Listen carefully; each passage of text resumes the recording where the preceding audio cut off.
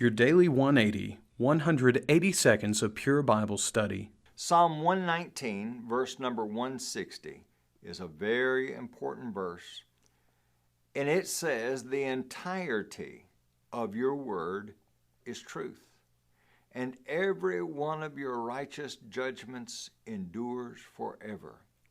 The King James Version says, "the sum of your word." In other words, as we take the totality of God's word, there we find truth.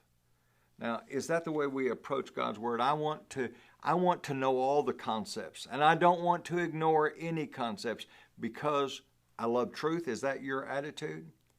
You know, we've pointed out many times that 10 times in Psalm 119 we find the idea of the psalmist saying, "Teach me."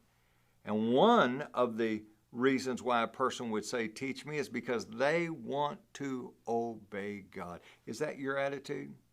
Because you love truth and you love God? In John chapter 17, in verse number 17, there Jesus is praying, and he prays for the apostles, and he says, "Sanctify them by your word."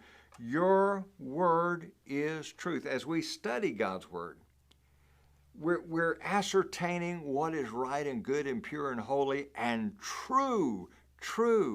And that's what can guide our lives. In John chapter 8, 31 and 32, Jesus would say, "If you abide in my word." Now there's the prerequisite for the rest of what we're going to say. But we've got to be living in God's word. "If you abide in my word, you're my disciples indeed, and you shall know the truth, and the truth shall make you free." Now I want you to understand, these are the very words of Jesus, and Jesus says we can know truth. It's absolute, it is attainable, and we can live truth, and we can obey truth. And it's protective in its nature. Psalm 119, verse number 11, "Your word I have hidden in my heart, that I might not sin against you."